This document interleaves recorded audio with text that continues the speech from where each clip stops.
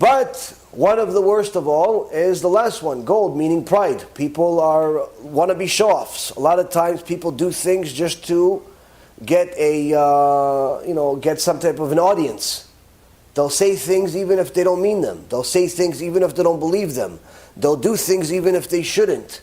They'll do things even if they couldn't. Why? They want to be praised by the public. They want attention. They want popularity.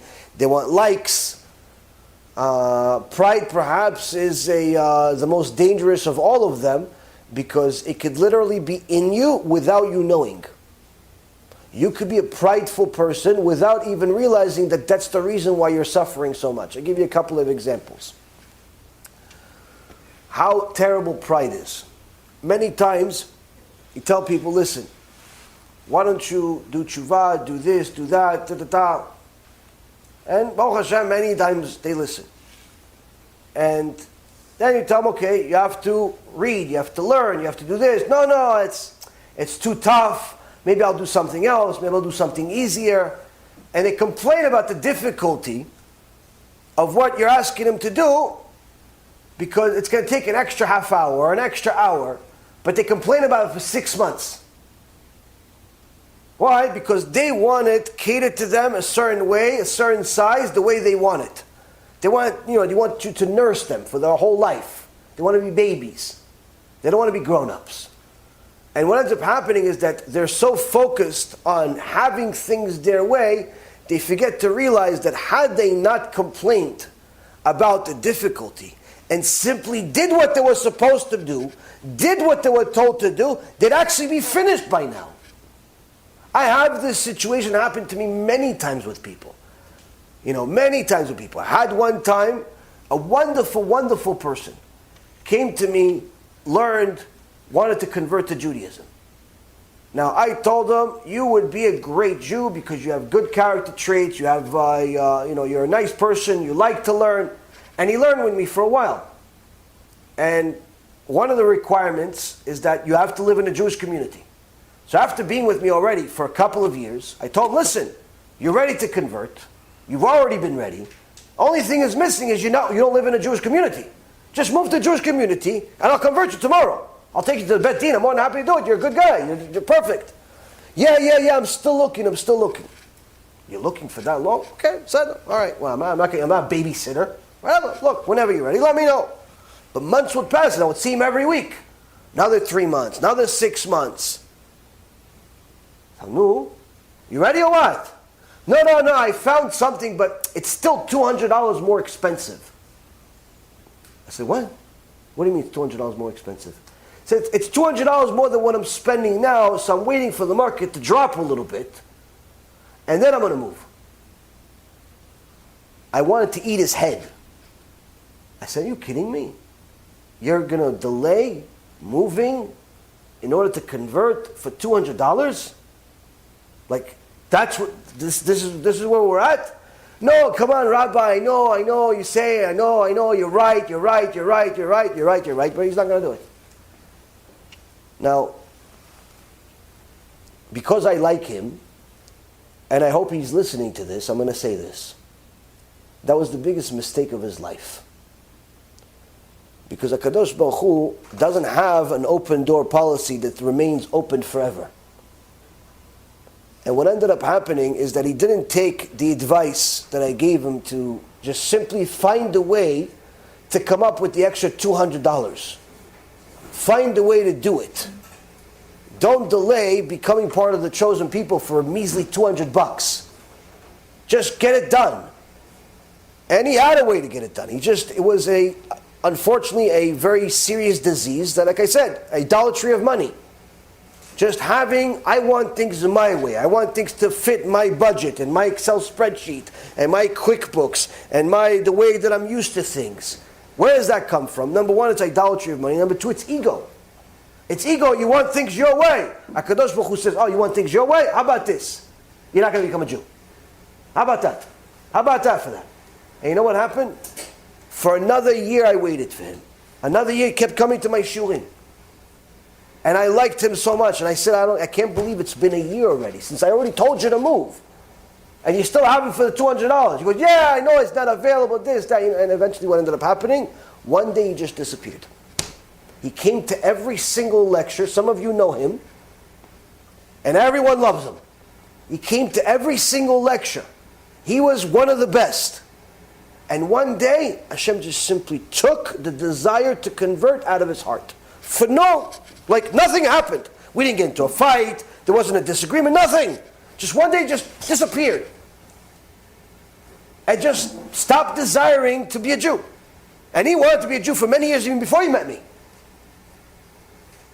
Why? Kadosh Baruch Hu says, if you're not willing to take a $200 risk on me,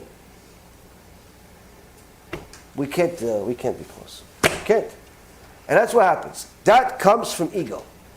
At another time, another person, I told him, listen, I understand that you believe that you are Jewish, and you may be right, but according to the Chachamim, there's a doubt whether you're Jewish or not.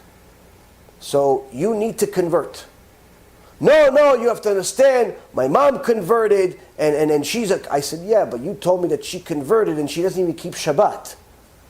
Her conversion is, I don't know what it was, but it's not a valid conversion. You have to convert. He took offense to it, and guess what happened? Instead of taking the advice, the guidance that's for free, not $10,000 like some Reshaim say it is, what ended up happening? He stayed a goy. Why? Because he wanted things his way.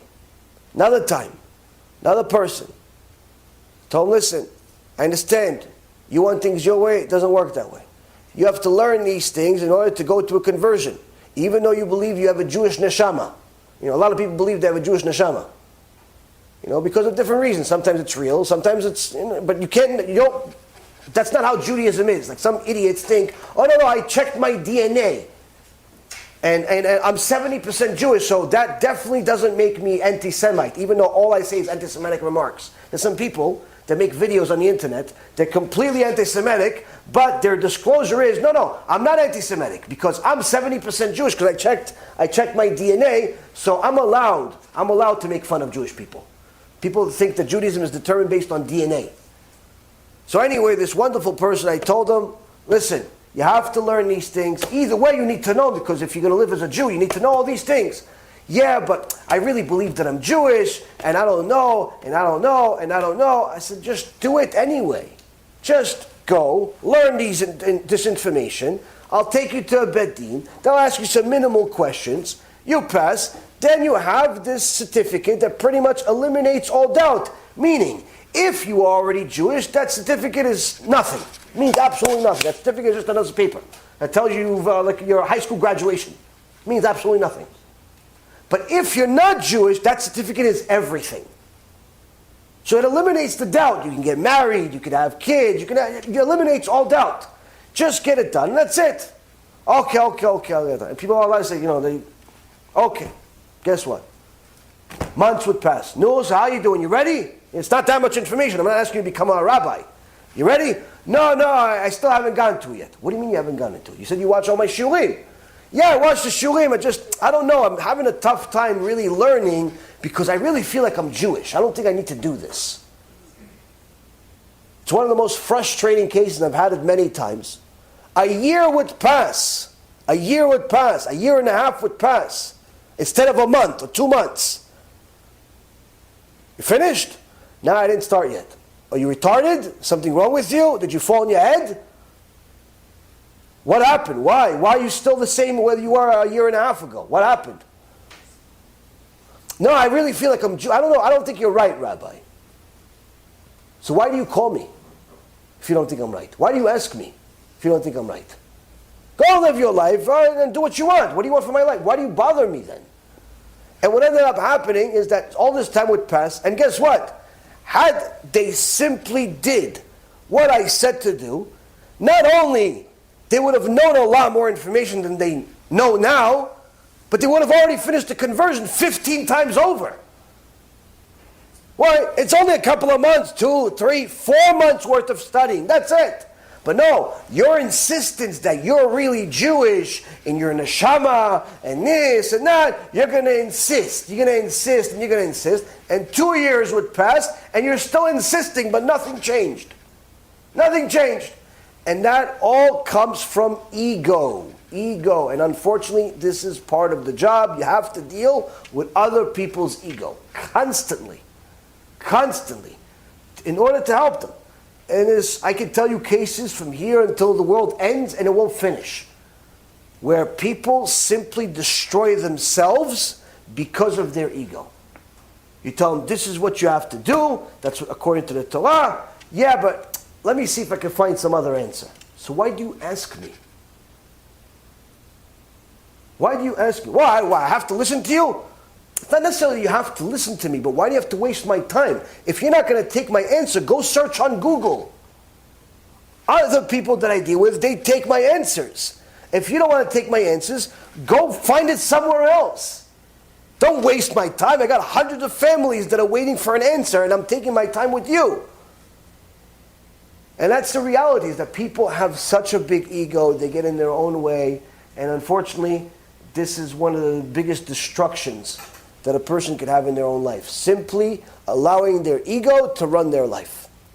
B'Shem Hashem Na'aseh V'Natzliach, we're very excited to offer you the new Bezrat Hashem app 3.0.